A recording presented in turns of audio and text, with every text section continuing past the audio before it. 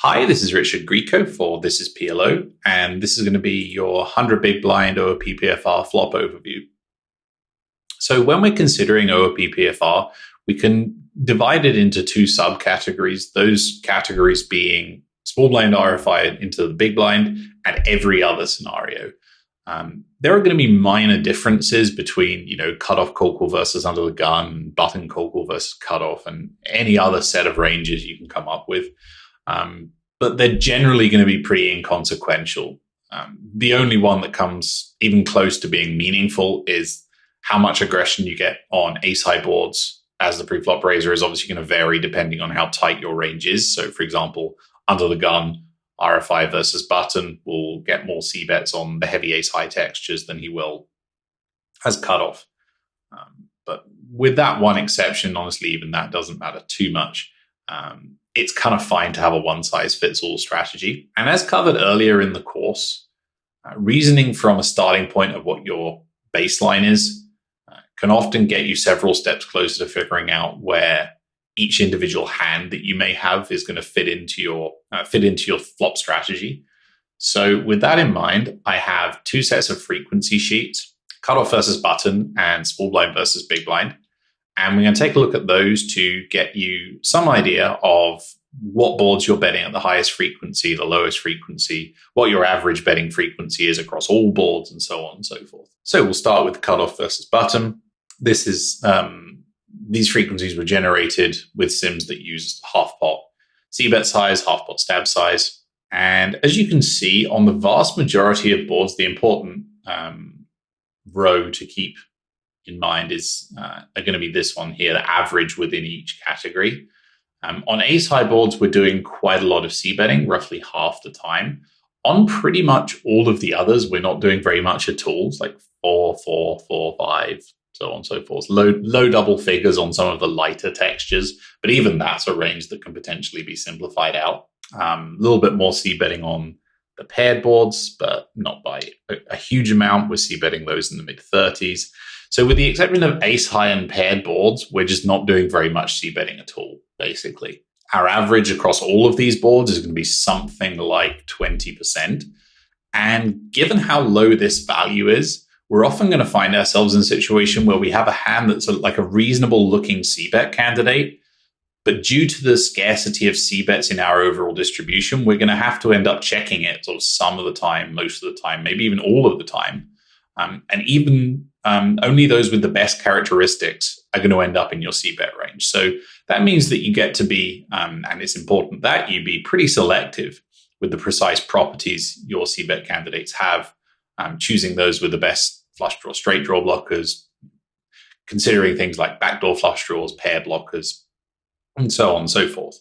In addition to that, there are just a whole bunch of boards where you don't really need to bother with having any c-bets at all. For example, all of the 2 Broadway textures, we're just betting at an average of 4%, so I'm quite happy to get rid of that. Any board with even 1 Broadway card, we're pretty much never c-betting. Like, if you just range check all of these textures, you're really not costing yourself very much EV, if any. In fact, I'd argue you're likely gaining EV because you may be losing equilibrium value, but what you're gaining is a strategy that's far easier to understand. Like, if you're checking everything, you're never going to make a mistake between betting and checking your individual hand.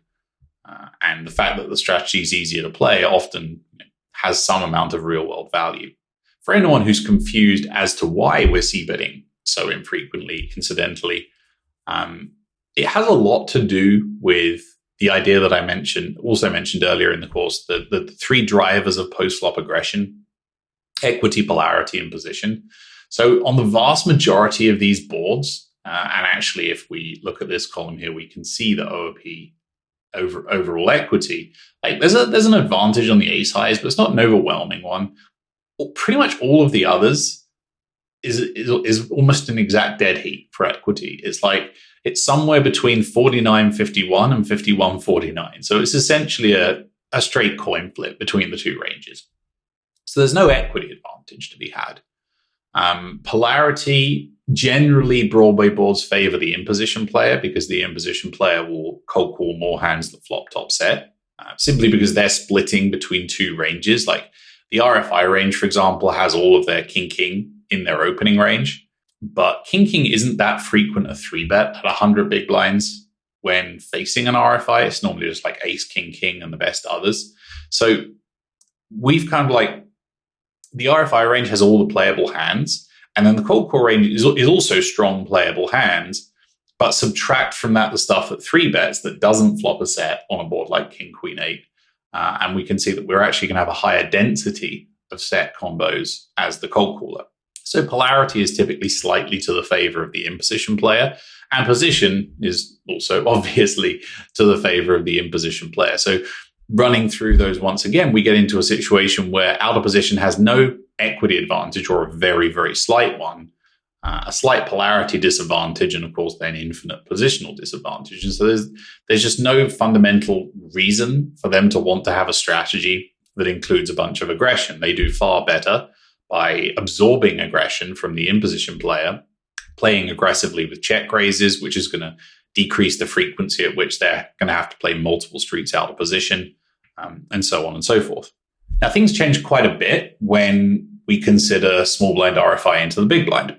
Here we start to see a lot more aggression on a much broader range of boards for the out of position player. So the out of position player obviously still has positional disadvantage to deal with, but the reason for their increased aggression can be found in the other two drivers. The equity advantage is now sizable on almost every board. It's gone from the mid to the high 50s on the ace highs. We have an advantage somewhere in the mid 50s on like the substantial majority of board categories. Is like 53, 54, 55, 58, 57. Like, you get the idea. And we're also going to have a polarity advantage on a lot of boards that favored the cold caller when the cold caller had a tighter range. So take, for example, the Broadway boards, where we've actually seen the most pronounced strategic shift. We've gone from basically never c-betting to c-betting in, the high 60s, low 70s on the heavy textures, and even a lot more on these boards. The reason that we see bet the lighter boards slightly less often is often the other two cards favor the cold caller. So take a board like King 4-3, for example. The c-better has more top set, or the potential c-better has more top set, but the in-position player has more, gut shots. 4-4, 3-3, King 3, like that kind of stuff. And so they do well enough that we don't get a crazily high aggression frequency. However, the fact that we have a solid equity advantage means that we can justify playing a strategy with some amount of c-bets. And there are a few other specific differences that occur when looking at blind versus blind play. So ace high boards are still the best, although ace high boards and heavy Broadway textures are kind of pretty similar in terms of equity and betting frequency. Other high boards also become much better, as do monotone boards, incidentally, although I haven't shown them because they're comparatively infrequent and also would require quite a lot of scrolling back and forth, which may make things confusing for the viewer. Paired boards, I do think justify taking a closer look, though, because they're extremely interesting and also frequently misplayed. What we see here, if you notice, is a massive range, an incredibly broad spectrum of c-betting strategies, which depends heavily on the ranks of the paired cards. So the high paired boards, ace, ace, queen, for example, like king, king, queen, like these kind of textures, these are generally c-bet at a very high frequency. And then on the other side of things, we have the low paired boards, which again now favor the in-position player in terms of polarity, even if they favor the c-better in terms of equity. And so because of that, especially on boards like down here, 6-6-3, 5-5 deuce, 8 deuce deuce, like the in-position player is just going to have way more deuces. We essentially play a strategy that can simplify to pure check. Often, if as like a rule of thumb, if the paired card is a wheel card, we can play a strategy of range check without really giving up anything in value. Okay, so that was kind of like a zoomed out general overview, frequency-based overview of strategy that I would advocate for you playing as the out of position preflop raiser, unless of course you're in a situation where your opponent by nature of the quality of their counter strategy is allowing you to deviate in some way. I want to spend the rest of the video talking about 3 of what I think are the easiest and potentially most costly errors to make in this situation? The first one is very simple. It's just to c-bet at too high a frequency. We've seen how a lot of boards are being c-bet at a frequency which doesn't even necessarily require that range to be implemented. You can likely simplify to range check without costing yourself a great deal.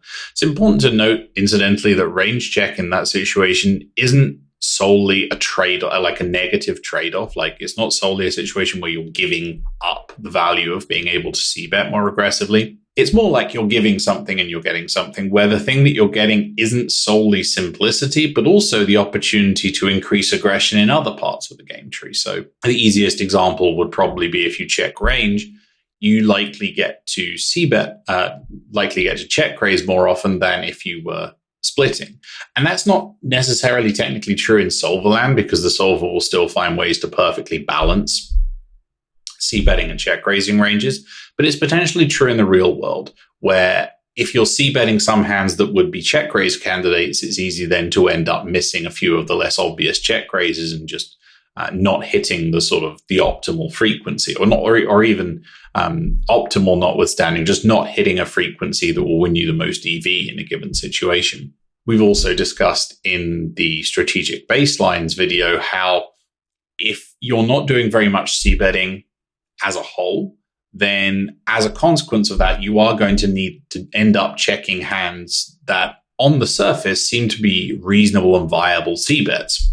There are even hands that might turn into c-bets, as I say, your opponent just isn't playing tough enough in certain areas of the game tree. But it is going to be a situation where, because you open like the widest range you'll have is either a small blind RFI range or a cutoff RFI range. And those are both comparatively tight and full of high cards and well-connected cards with high suits and such like. And so on a lot of boards, like quite a lot of your range will look pretty good.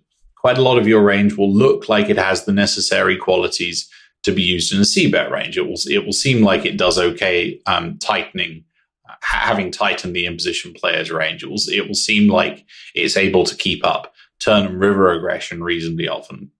It'll seem like it does okay on a variety of different texture shifts. But if a lot of your range looks that way and it's still only correct to c-bet, 15, 20% of it, then you're not going to end up c-betting the decent c-bet candidates. You're going to end up only c-betting the very best c-bet candidates. You're going to only end up c-betting the hands that gain the most from that, but play the worst in other, if used in other options. And so you really need to keep a close check on your own frequencies here. It's something that I would suggest you doing if you're an online player and you're playing in tracked games where you can import hands into databases. Then just checking that your c-bet frequency isn't creeping too high without good reason is a very quick, very easy, and often like very profitable in terms of being an easy fix for a relatively serious problem exercise that you can do. The second error is inextricably, I would say, linked to the first, is to under check raise. As mentioned, if you're diverting too many check raise candidates into your c-bet range, then you may feel like you're check raising all the hands that are viable to do so, and you still won't get to the required frequency because you've set your range up in such a way that it's virtually impossible to meet that standard. But for example, here we have a situation where we've checked cutoff versus button, faced IP stab, faced a large IP stab as well. Obviously, sometimes you'll face people who size down a little bit here, and against those people, you're going to need to increase your check raise frequency.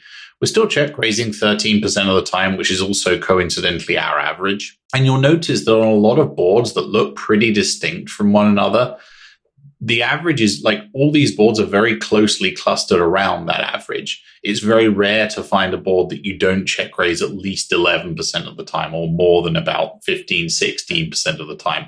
They're all kind of going to be in this 11, 12, 14, like that kind of area. And that, I think, speaks volumes as to the importance of finding sufficient check raises on every board type, on every board texture. You really can't get away with it very often without losing too much EV to the imposition player, who can now stab. Even if they don't adjust, they just win more EV with their stabs because they don't have to bet fold equity as often. And the imposition cold caller's range is also usually relatively strong. So a lot of his range has quite a bit of equity. And if he should happen to observe that you don't check raise this spot very much, which is certainly possible. And I think that the one hand class that probably gets missed the most here is kind of like the high equity check raise bluff. It's worth noting, incidentally, that you can be pretty aggressive with your quote unquote bluff to value ratio. Bluff meaning hands. I'm just defining bluff as a hand that's folding if it gets 3-bet. Because you're rarely like check raising like a complete airball or anything. But yeah, you can be quite aggressive with your bluff to value ratio because the nature of an out of position RFI range and out of position check raise range is that all the bluffs have decent raw equity.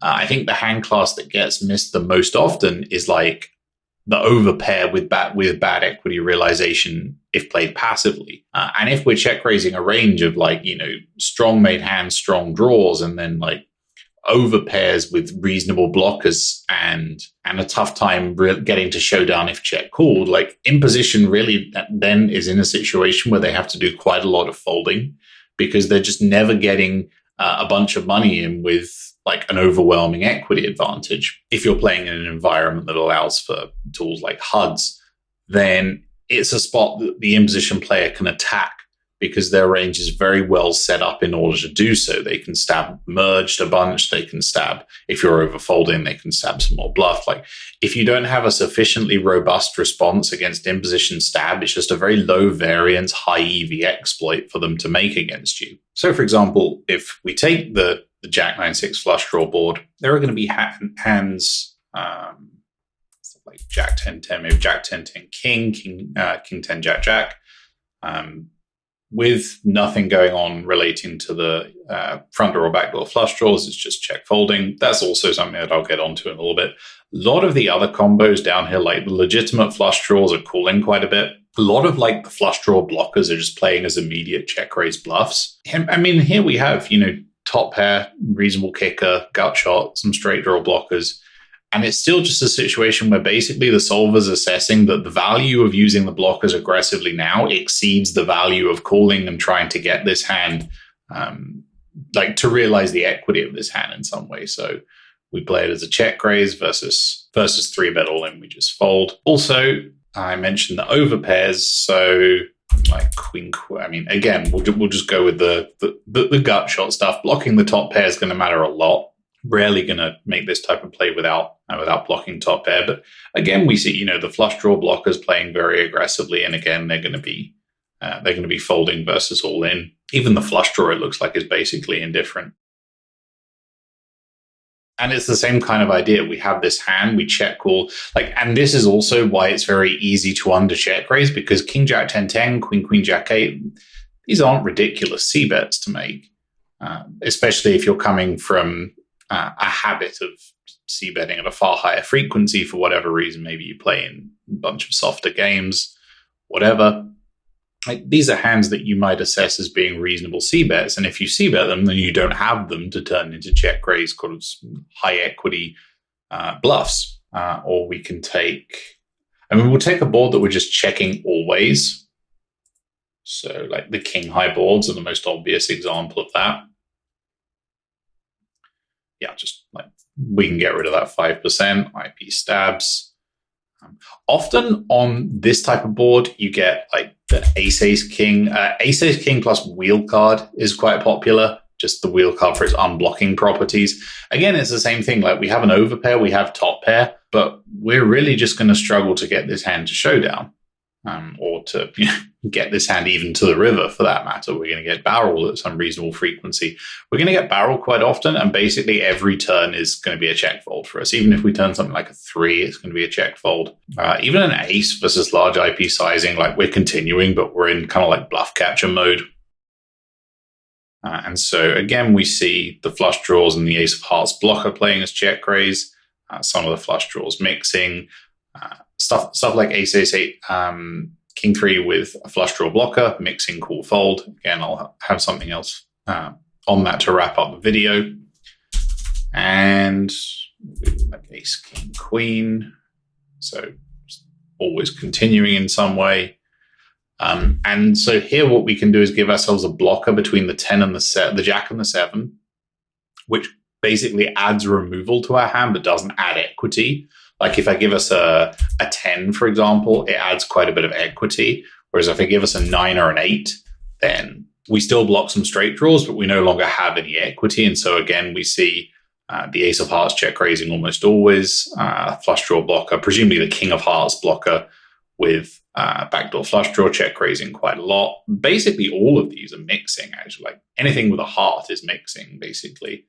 And then again, quite a lot of them are folding versus jam down here. So same kind of principle. And we can wrap it up actually by looking at a lighter board. So on a lighter board, and when I say light for anyone who hasn't heard the term, I basically mean a board where lower cards are predominant. So this will be a heavy board because King Jack X. The previous one, I guess, would be like a medium board, Jack 9X. We will take, I guess, 10-6 deuce in the overview up here. So we'll use that. So here we have a slightly different situation because if we have a hand like, ace 10 or whatever, or pair plus gut shot over pair plus gut shot, it has much higher EV on this board because in position flops a strong made hand at a lower frequency. And so do we, basically. So like both our ranges are wider and weaker. And so if we have a hand like ace 10, it's just much higher in our range. And so turning it into a check raise bluff makes some amount less sense, at least with some combos. And you'll note that our check raise frequency is actually slightly higher on this board where we have fewer strong made hands. So what we do is we basically, on boards where no one flops 2 pair plus very often, we just widen our value check raise range.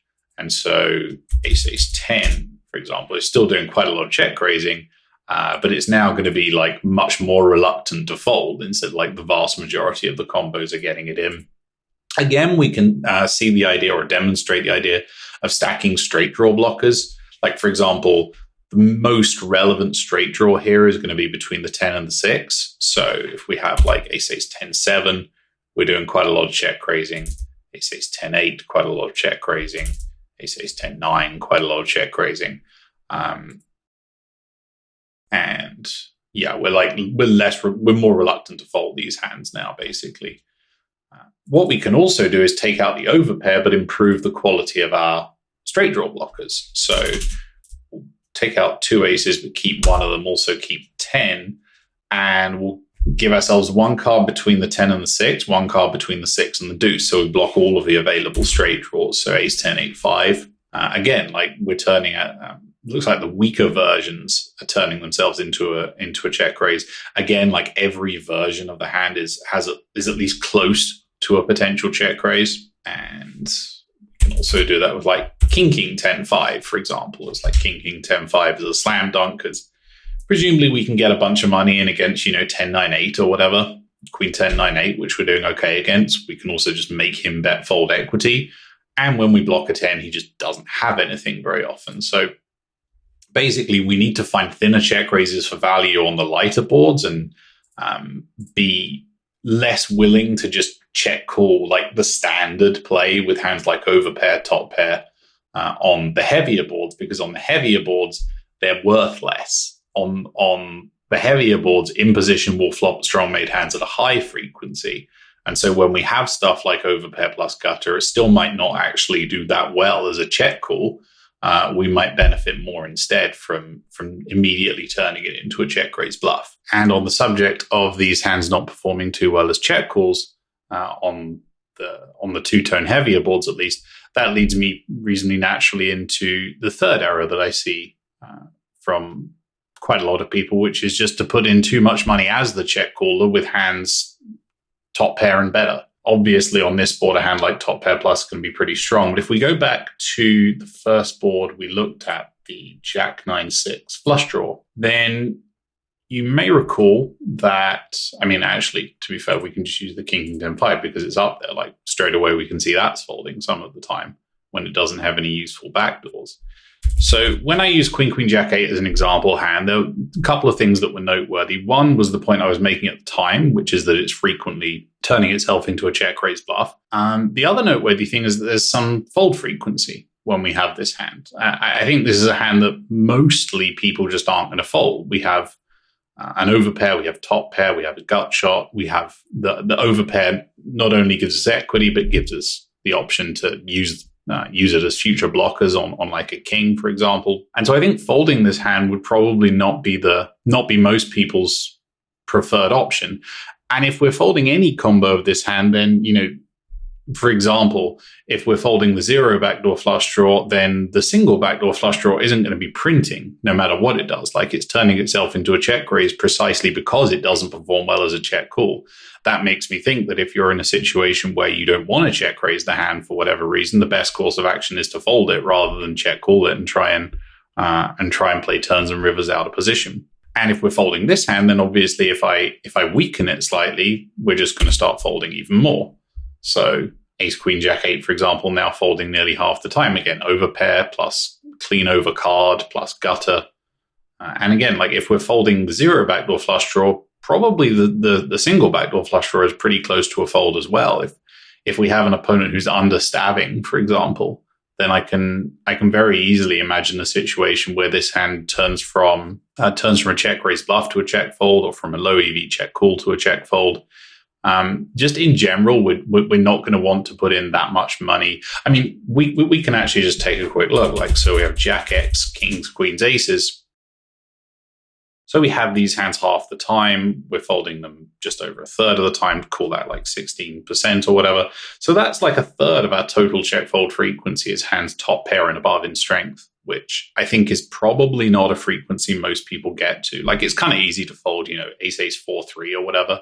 But when we actually get around to folding hands like the queen, queen, jack, 8 that have board interaction, I think that's where people are most likely going to play a completely different strategy. Like, this raise frequency probably won't get hit. This fold frequency probably won't get hit. And so what happens is that, like, the cool option, which isn't that popular, is probably just going to get used way too often. Okay, that's going to do it for the OOP PFR overview. Phil and I will be doing some hand history replayer videos to give you some examples of how to apply some of these ideas in the real world.